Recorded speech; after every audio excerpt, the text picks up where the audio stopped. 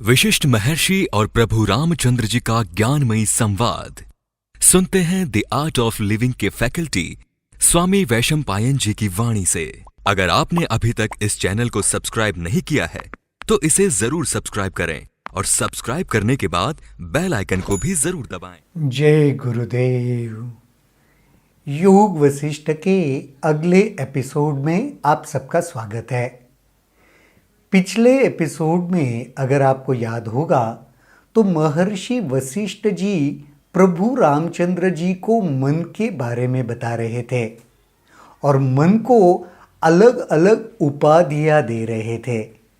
कहीं पे मन को एक हाथी की उपमा मिली थी तो कहीं पे जहरीले एक सर्प की।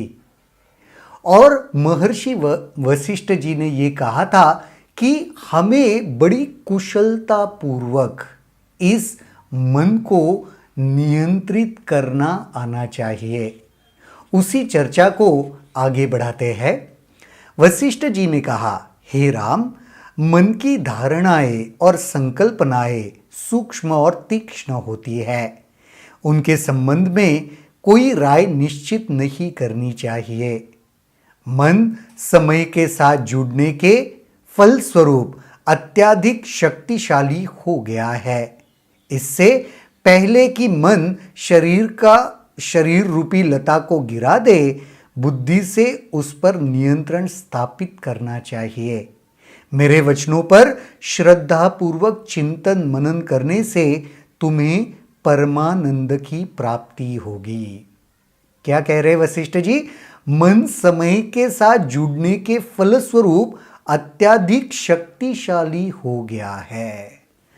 मन समय के साथ जुड़ने के वजह से, उसके फलस्वरूप यानी उसके वजह से बहुत पावरफुल हो जाता है।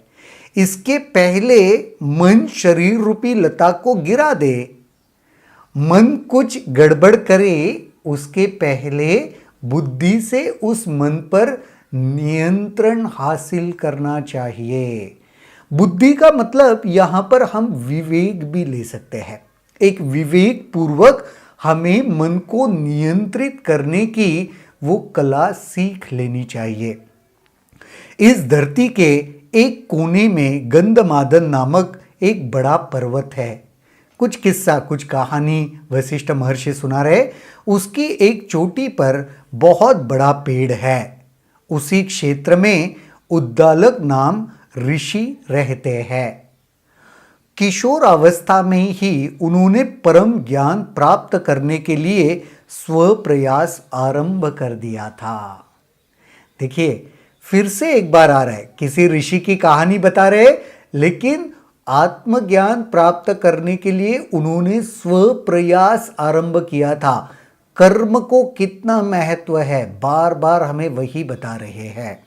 उस समय उन्हें समझ भी कम थी और उनका मन भी चंचल था, क्योंकि किशोर अवस्था में थे वो। उनका हृदय शुद्ध था। वे तपश्चर्या में लगे थे, धर्म ग्रंथ का अध्ययन भी करते थे और इस प्रकार उनका ज्ञान बढ़ा हुआ था। एक दिन ऋषि उद्दालक अकेले बैठे हुए इस प्रकार चिंतन में निमग्न थे। मोक्ष क्या है? निश्चय ही सबसे अधिक महत्वपूर्ण प्राप्त करने के योग्य यही पदार्थ माना जाता है। सही में हर कोई मोक्ष चाहता है ना, तो ये मोक्ष क्या है? और सबसे ज्यादा तीव्र इच्छा से जिसके पीछे भागना चाहिए वो मोक्ष ही है। यह भी माना जाता है कि इसे प्राप्त कर लेने पर दुखों का नाश हो जाता है और जन्म मरण का चक्र भी खत्म हो जाता है।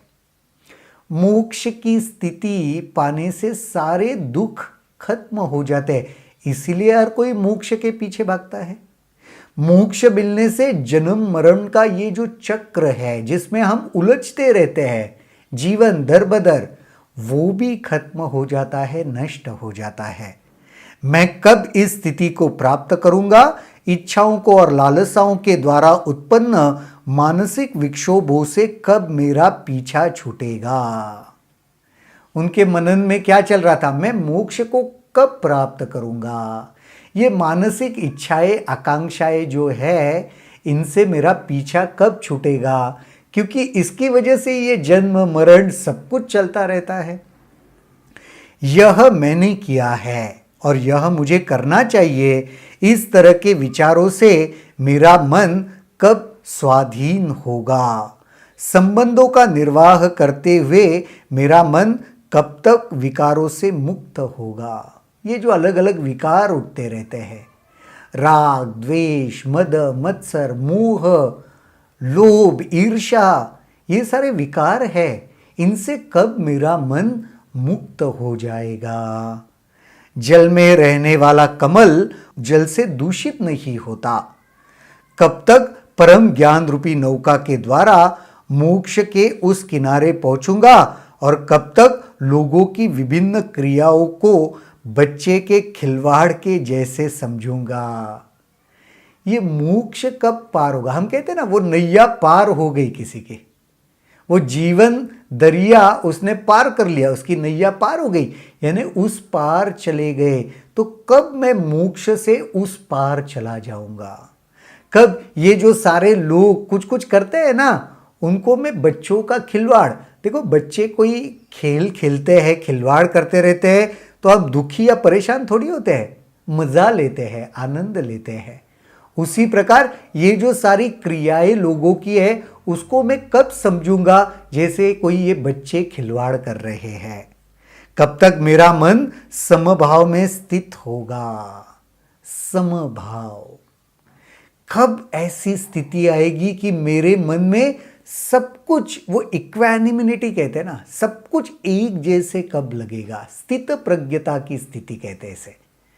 कब तक असीम चेतना का अनुभव प्राप्त होगा और कर्ता और कर्म के बीच का भ्रामक अंतर आखिर कब तक मेरे समझ में आएगा? असीम चेतना का अनुभव होने के बाद ही कर्ता और कर्म के बीच का अंतर भी समझ में आ जाता है, कुछ है या नहीं है। क्योंकि जब तक असीम चेतना अनुभव में नहीं आती, ये भी समझ में नहीं आता। समय में लिप्त हुए बिना कब उसकी संकल्पना को धारण कर पाऊंगा? कब मन के साथ कंदरा में पूर्ण शांतिपूर्वक रहते हुए बिना किसी विचार रूपी हलचल के शिला के समान स्थिर रहूंगा?